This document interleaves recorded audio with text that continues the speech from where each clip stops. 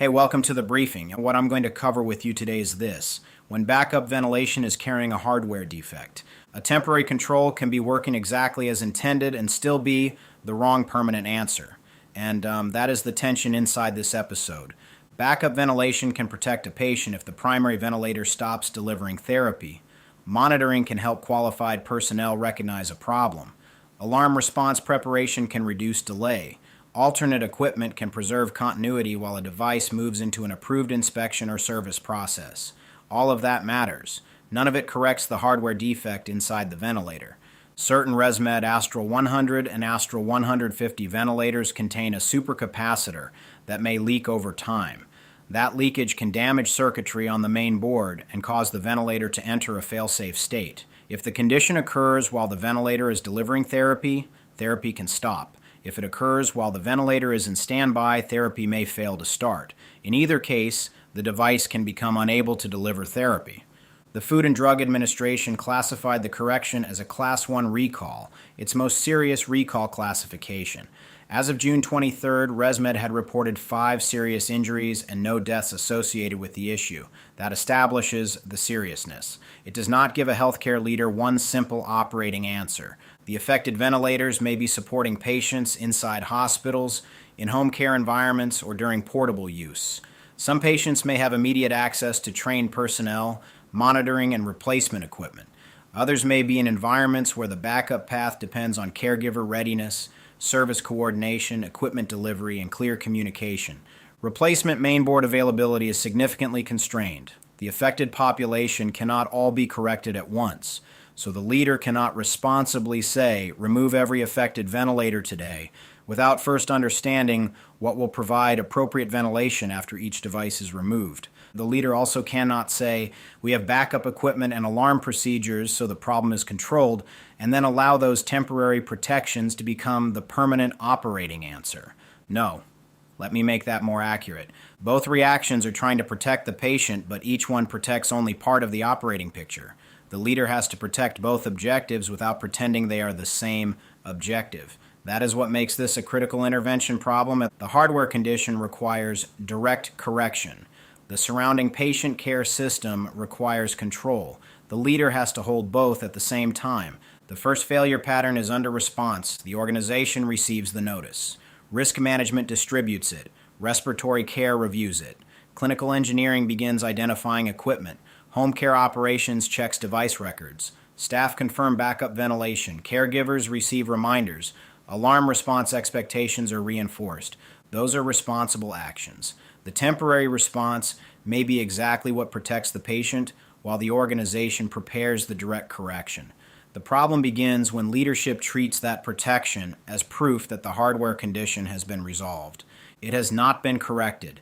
The supercapacitor is still inside the device. The affected mainboard is still inside the care path. The possibility of fail-safe operation remains. The organization is depending on backup equipment, monitoring, training, communication, service coordination, and human response to absorb the consequence if the primary device fails. That is stabilization. It may be necessary. It is not the end state. The workaround has already requested permanent office space. And this is where temporary controls become dangerous in a very specific way, not because they do not work, because sometimes they work well enough that people stop feeling the urgency of what remains underneath them. The temporary control starts feeling less temporary because nothing visibly failed while it was in place. It is still a weak operating read. The absence of another event is not evidence that the failure point has been removed. The second failure pattern is over-response. I respect the instinct to act. I do not respect acting so broadly that the response creates a new failure the organization should have seen coming. The problem is that an affected ventilator may still be supporting an essential patient care objective. Removing that ventilator without an appropriate alternative can create a more immediate continuity failure than continuing controlled use while the correction is prepared. The Food and Drug Administration specifically states that patients should not stop using an affected ventilator unless instructed by their clinician.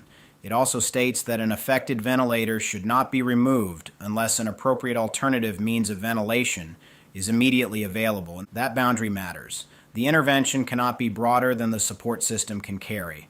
A leader cannot solve one equipment risk, by creating a patient care continuity failure. The patient cannot be abandoned while the organization corrects it. Critical intervention exists for exactly this kind of operating pressure. It applies when the problem is active, postponement is no longer acceptable, temporary stabilization is not enough as the final answer, and the leader has enough information to act directly on the known failure point without creating unacceptable collateral impact. That does not mean the temporary controls disappear. Actually, let me separate those two things, because this is where people confuse the tool. Critical intervention does not mean stabilization failed in every sense. The temporary control may still be protecting the objective. What has failed is the idea that stabilization can serve as the final operating answer. The backup protects the patient care objective while correction moves forward. The mistake is allowing the backup to become the reason correction never does. Let's put a leader inside this situation. Dana is the director of respiratory care for a regional healthcare network. The network uses portable ventilators inside acute care facilities. It supports patients through home care operations. Clinical engineering manages maintenance records, equipment identification, and service coordination. Durable medical equipment teams support device delivery and replacement. Authorized service centers control the technical inspection and correction process. Her responsibility is the operating coordination required to keep the correction from fracturing across departments, facilities, service partners, patients, and caregivers. That distinction matters because leadership does not mean personally performing every task. It means making sure the right people have the information, authority, support, resources, sequence, and ownership required to perform the task correctly. Dana cannot hold respiratory care responsible for service center capacity it does not control. She cannot hold a caregiver responsible for a device status change that was never communicated.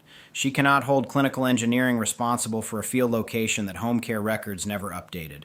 She also cannot excuse a missed action when the owner had the information, authority, support, and opportunity to act. Justice requires both sides of that standard. Do not punish people for variables they did not control.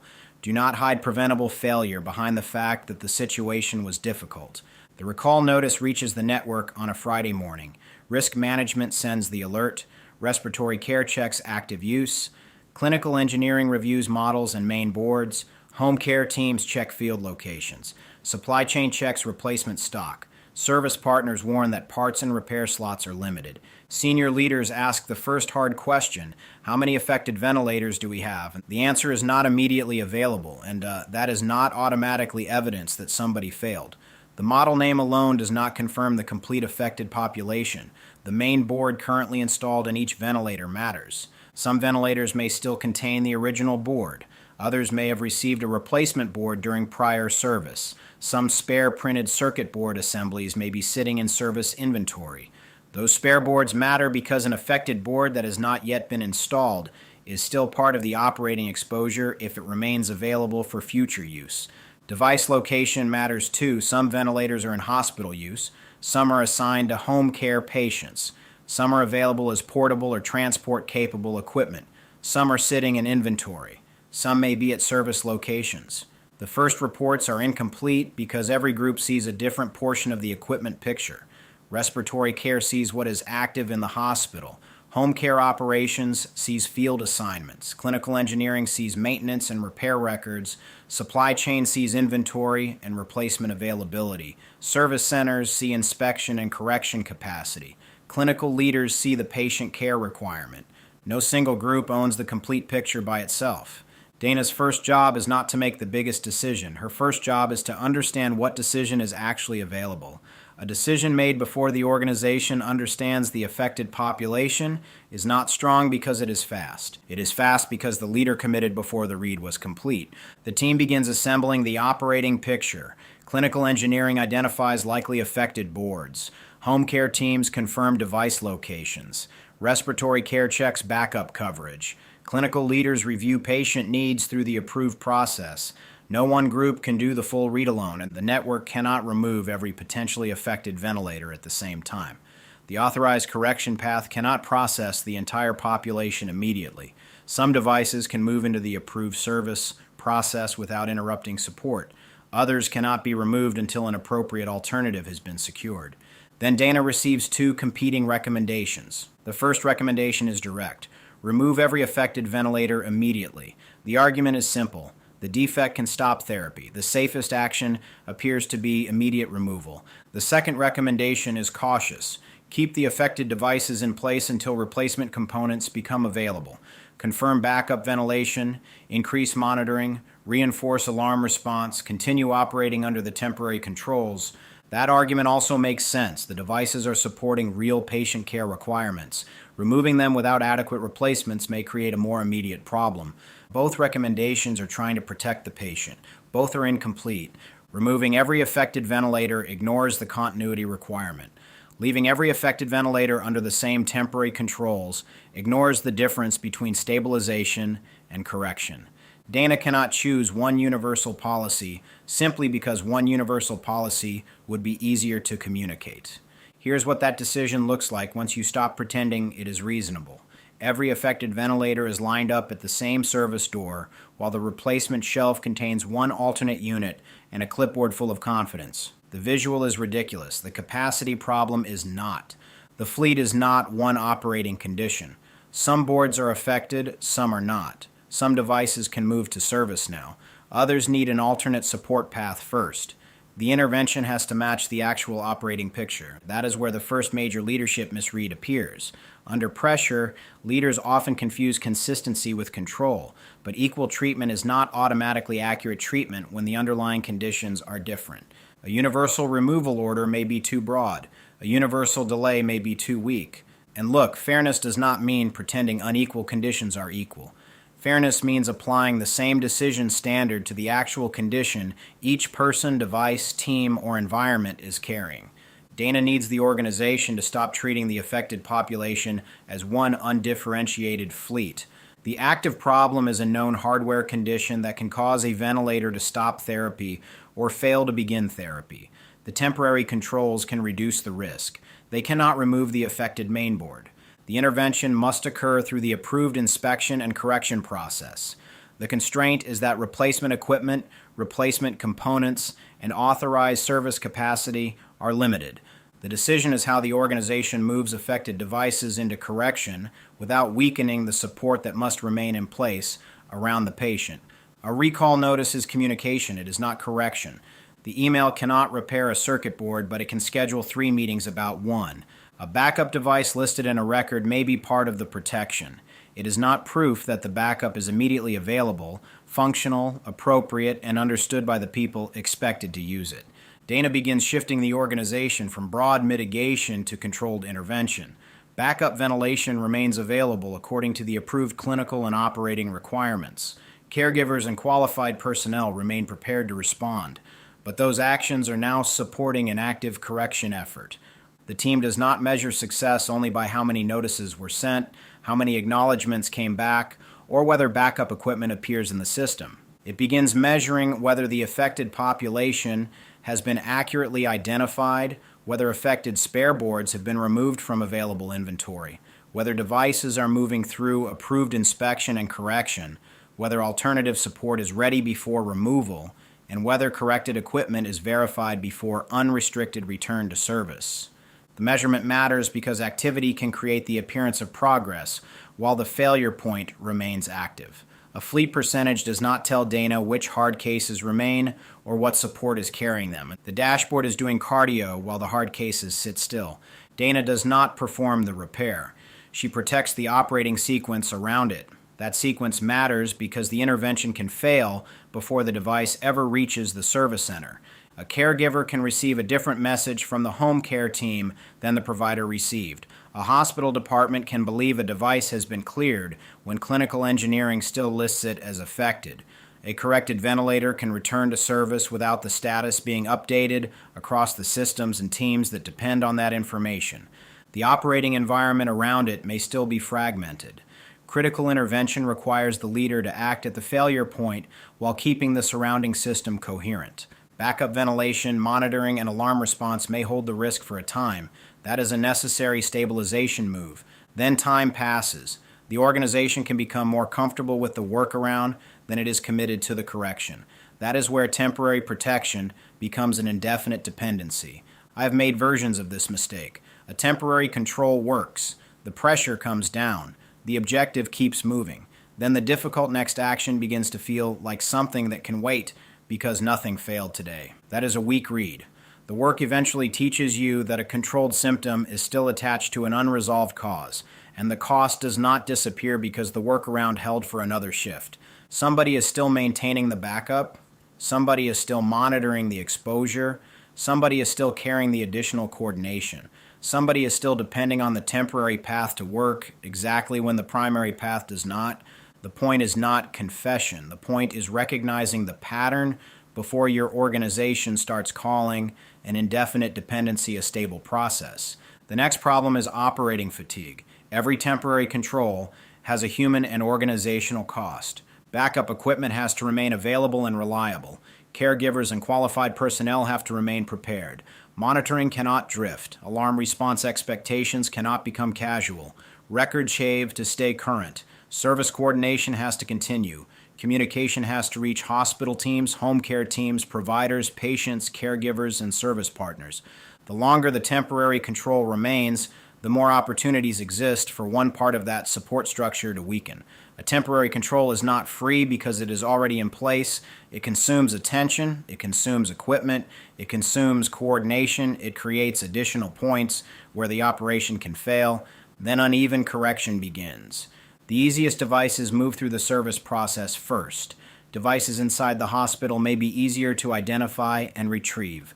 Home care devices may require more coordination. Some patients may require a more complicated replacement path. Some service locations may have greater access to authorized correction capacity. Some records may be more complete than others. The organization reports progress because the number of corrected devices is increasing, but the most complicated cases remain under temporary controls. Those may also be the cases requiring the greatest operating discipline. Now, the progress number can become misleading. The organization may have corrected a large portion of the fleet while leaving the most difficult exposure unresolved. That is why Dana cannot manage the correction only through percentage complete. She has to understand what remains. Which devices are still affected? Where are they? What patient care objective are they supporting? What temporary protections are carrying the risk? How reliable are those protections? What must be secured before the device can move into correction? Who owns the next action? What is the return point? You know, this is where leaders can become unfair. A report may show 80% complete and make the last 20% look like poor follow-through. But the last cases may need the most coordination, the least spare capacity, and the most field support. That is not a reason to leave them open. It is also not proof that the people who own them have failed. The leader has to ask, what is blocking the next move? Do they have the right device data? Do they have an alternate unit? Do they have a repair slot, clear authority, and a real sequence? If those conditions are missing, leadership owns part of the delay.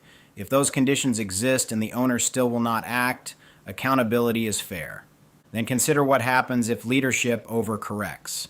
The network removes units faster than alternate support can be placed. Hospital teams compete for spare devices. Home care teams wait for replacements. Service centers receive more units than they can inspect. Staff start moving equipment from site to site with no stable plan.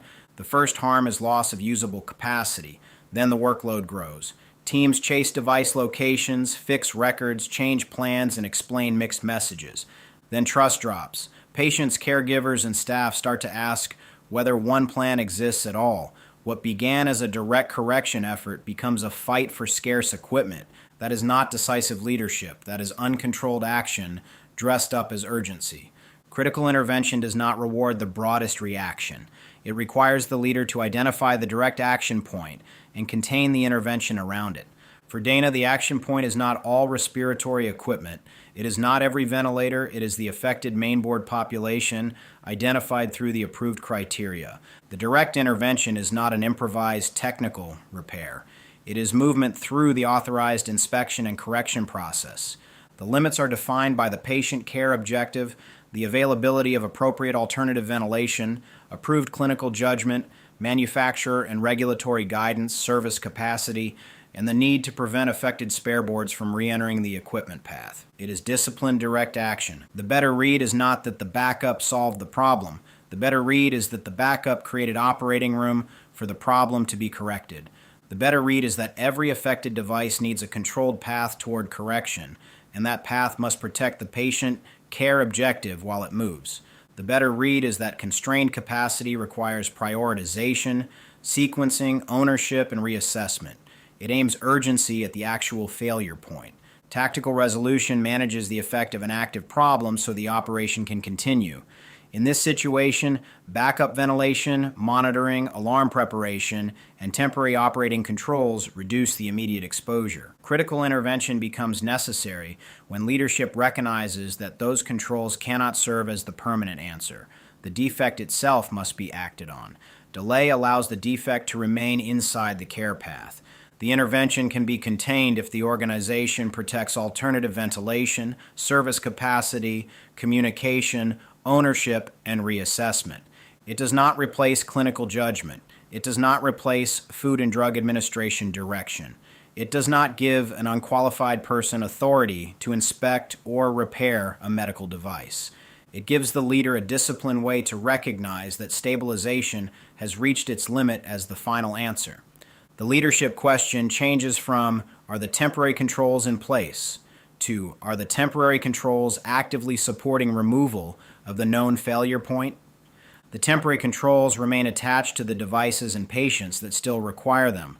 Affected spare boards are removed from available inventory through the approved process. Devices move through correction as alternate support, service capacity, and clinical requirements allow. The status of each device is communicated across the groups that depend on it. Corrected devices are verified before returning to unrestricted service. The operating picture is reassessed as component availability, service throughput, device location, patient requirements, and backup readiness change. Every direct intervention changes the operating picture. The action is not complete until the leader knows whether it protected the objective and what new risks it created. This is where the wider direct action system supports the tool. CSA improves the initial read. She needs to understand which devices are affected, where they are, what main boards are installed, what patient care requirements they support, what backup capability exists, what service capacity is available, and what information remains uncertain. Without that read, the organization may act broadly against the wrong population or leave affected devices outside the correction plan. Deepen helps the leader distinguish the problem path. This is not identify and postpone because the defect cannot simply be scheduled for later while the organization acts as though no active condition exists. It is not only tactical resolution because backup ventilation and monitoring control the consequence without removing the hardware defect. Critical intervention fits when leadership must act directly on the known failure point and can do so within controlled limits. Pro strengthens the collateral impact read. What happens if too many units leave at once? What happens if the hard cases wait too long? What happens if one site uses the last spare?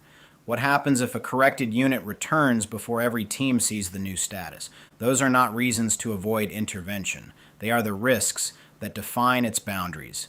TMC protects direction, ownership, and communication. Respiratory care, clinical engineering, home care, supply chain, clinical leaders, and service teams need one shared status. Otherwise, the email chain becomes the respiratory command center. When those groups work from different plans, the correction creates new failure points. A LC closes the loop after each phase. It captures where records failed, where backup capacity was weak, where a handoff broke, and what should change before the next device alert. The point is to make the next response faster, clearer, and more controlled. Now bring this pattern into your environment. The issue may be a recalled device, a manual work path, a temporary staff plan, a second review, a backup call path, a service limit, or a workaround after a system failure. The control works, the pressure drops, the work keeps moving. Then leadership stops asking whether the source problem still exists. What temporary control is protecting an important objective right now? Who is carrying the additional work required to make the temporary control reliable? Is the organization using the temporary control to support correction, or has the control quietly become the permanent answer? I am not telling you to turn those questions into unauthorized clinical or technical action. I am telling you to inspect the operating condition honestly. Separate protection from correction. Ask what the temporary control is protecting. Ask whether the original failure point still exists. Ask what continued dependence on the control is costing. Ask what must be protected before direct action can occur. Then ask whether the organization has reached the point where stabilization is no longer enough. Critical intervention begins when the leader recognizes that containment has done its job. It created room for a controlled correction. Now the organization has to use that room.